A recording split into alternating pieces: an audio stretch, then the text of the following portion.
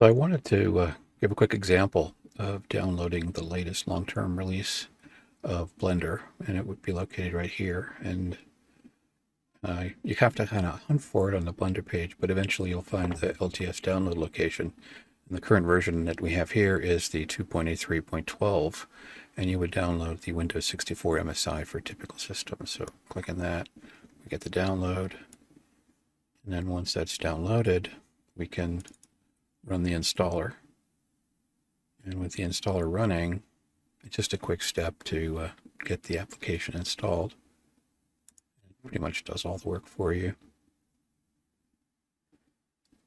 But it will be in a default mode, and there's a couple of things that we want to change. So I'll be going over some of the things that we want to change here.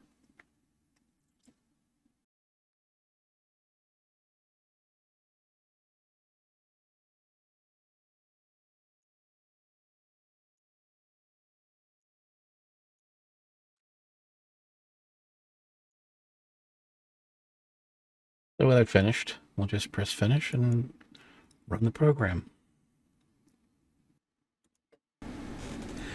So when you first start Blender, the screens you're going to get is going to be a one-time screen that will show you the quick setup. And under quick setup, the only thing that you really want to change is search, because right now we're not going to be doing any kind of animation and have the animation play, so it's okay to move the spacebar to be a search function instead. And from here you would then type next, and this will now have created your initial setup preferences file, so you won't see the screen that you just saw a moment ago again. This is the default window that you'll see when you start up, and you'll see that the box is outlined in an orange, basically saying that it's the selected item. And this is the layout of what you'll have for your primary modeling window. So this is basically your 3D view. And according to Blender, they pretty much release a new version about once every quarter. The LTS even seems to be coming out with updates a little bit more often than that, but when the LTS update happens and you install it, it doesn't create a new implementation of that 2.8 LTS. It actually overwrites the prior LTS version, but it does keep your preferences and settings, so you don't have to keep installing them every time you upgrade. The LTS is actually a nice version to use, although all the newest features are going to be coming out in the 2.9 series. So the 2.8 LTS is probably the best one to stick with, because while it will get some updates, it won't really change a lot, and you won't have some user interface changes or things like that. So the first thing we want to change is going to be under your preferences, and that would be edit, preferences, and then you see a list of options here. And there's nothing really to change here in this first one, but under themes and then under viewport, you can go down here and change what the active color looks like. Right now, if we look at this, we select an item, it's orange, and if we want to make it a little bit more visible, we could always change this basically to, I don't know, let's see. Oddly enough, it's not drawing. There it is. Maybe a green, and then come up with a brighter green, or maybe a cyan color for active object. And so now when we look, you'll see it has a different outline that sort of stands out a little bit better.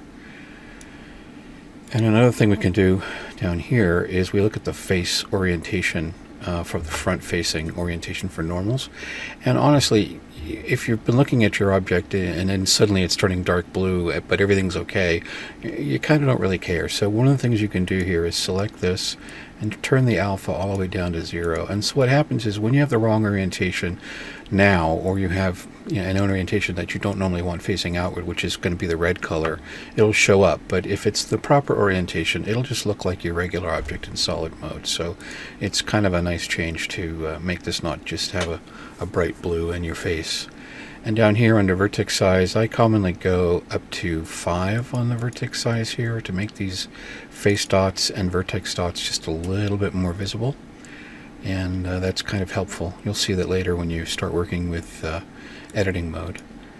And then under viewport Right now, there's nothing really I want to change in viewport, although sometimes the anti-aliasing can be improved by giving maybe 16 samples and maybe changing your anisotropic to 4, and it's a little bit helpful there.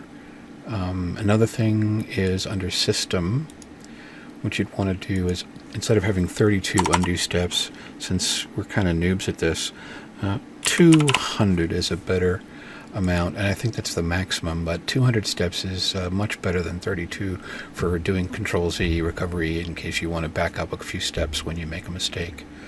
So as for now, under CUDA, I think you also would be benefited by enabling your core processor here, or my core processor in my case, and then from here we would just see how we have this save preferences. You can leave it on autosave. Whenever you exit this window, it'll actually have saved your settings.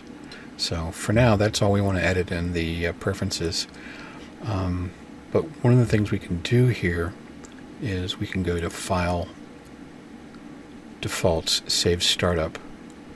And what will happen now is these current settings that we have will be our new settings. Now, we really haven't made any changes that would really come into play, but this will actually be something that we'll do in a moment once we make a few changes over here. So if we go and look at the top bar for this window, we'll see the arc with an arrow in it, and this is going to be how your gizmos work. And what I want to turn on is Move. So if we turn on the Move one here, we'll get a little extra. Hopefully it's going to show up. Oops, I missed. Move. Okay, so now when we have an object selected, I guess it didn't take, but we'll look at this. Oh, it's not enabled. There we go. Now if we click on this, we can see that we can move using these little grabbers to move an object around. So that was one of the nicer settings. Under here, under solid mode, what we want to do is do a pull down. These are our viewport shading options, and one of the things I find really helpful here is to turn on shadow to get a little better depth of an object when you're working on it. And the other one that I want to turn on is cavity, and it helps to highlight edges and make things a little bit more apparent. And this will become much more useful later on as your objects get more complex. Right now it doesn't really look like much, but that's totally okay. And now we want to put this back to its original location of 0, 0, and 0. And what we'll do is now when we save our scene for default startup file and save, now we'll have these options enabled the next time we restart the session.